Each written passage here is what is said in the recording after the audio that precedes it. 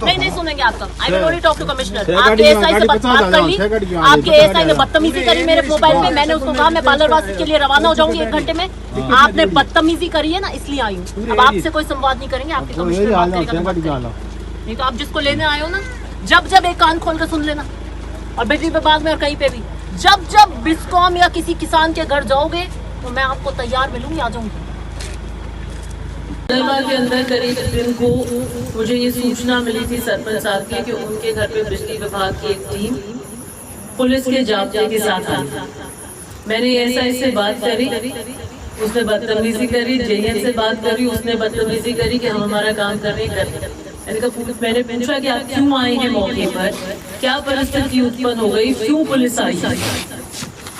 और फिर मैं वहां से रवाना हुई। और यहाँ मैं एक बात पुलिस प्रशासन है और ऊपर तक बात हो गई है कमिश्नर तक। एक बात हमने ये कह दी है कि किसान के घर पर पुलिस बिजली के विभाग के साथ बदले की राजनीति से नहीं आएगी।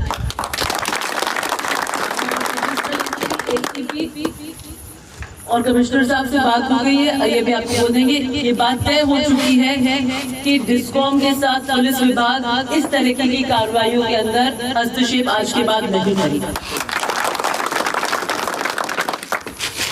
पुलिस को जो इमदाद भेजती है डिस्कॉम, ये डिस्कॉम के एक्सीएन साहब हैं, इनसे भी बात कर ली है कि आपके रूटीन के काम है। 5 साल हमारा राज था, तभी भी सब पार्टी के लोग रहते हैं, कभी भी हमने कहीं पे किसी काम के लिए बिजली विभाग में पुलिस नहीं आई।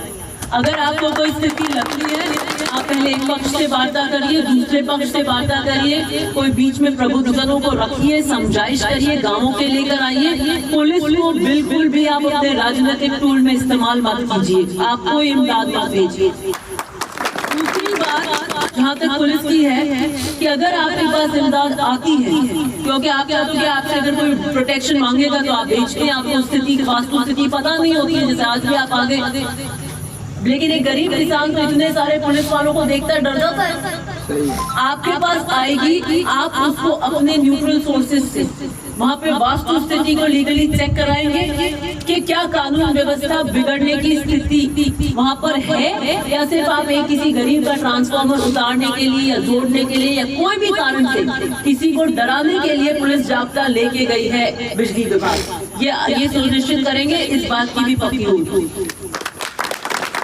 मैं मौके पे इसलिए आई थी कि इस तरीके से पुलिस को टूल बनाकर बदले की भावना से किसानों के घर पे पुलिस नहीं जाएगी, ये हमारा मुख्य मुद्दा। अब बात आई कि हम काटने नहीं आए थे, हम जोड़ने आए थे। आप चाहे काटने आए, चाहे आप जोड़ने आए, चाहे आप लाइन लगाएं, चाहे आप पोल लगाएं, चाहे आप जीएसएस में काम करें, आप आम किसान के घर पुलिस नहीं लेके जाएंगे। मुझे काटने जोड़ने से कोई मतलब नहीं। जोड़ने भी आए थे तो आप इतनी पुलिस क्यों लेके आए थे सरपंच के घर पे? क्या डराना था? इसलिए दोनों चीजें, काटो और जोड़ो, हमें कोई मतलब नहीं है, आप पुलिस नहीं लेकर आए। और जहाँ तक वो जो कोई मैटर कनेक्शन का है वो मैंने कह दिया, क्योंकि हमारा मैटर नहीं है।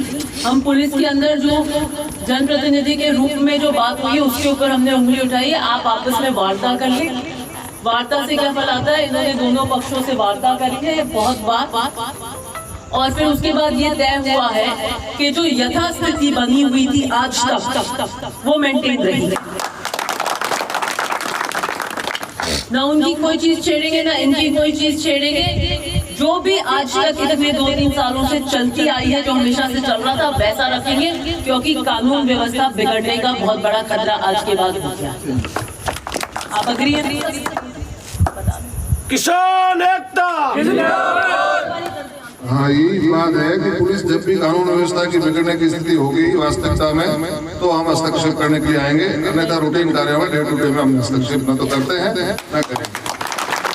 कानून व्यवस्था की स्थिति बिगड़ने की स्थिति में निश्चित रूप से पुलिस की पहली ड्यूटी है और हम करेंगे। उसके अलावा वो तो असली में बिगड़ेगी जब करेंगे ना। हाँ, बस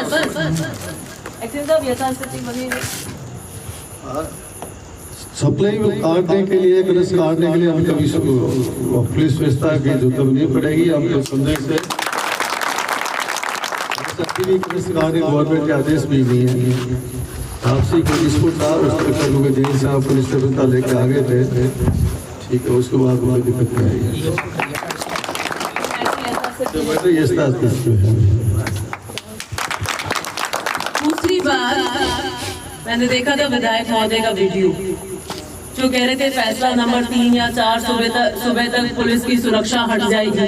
तो मेरी सुरक्षा का इस धरने से कोई लेना देना नहीं।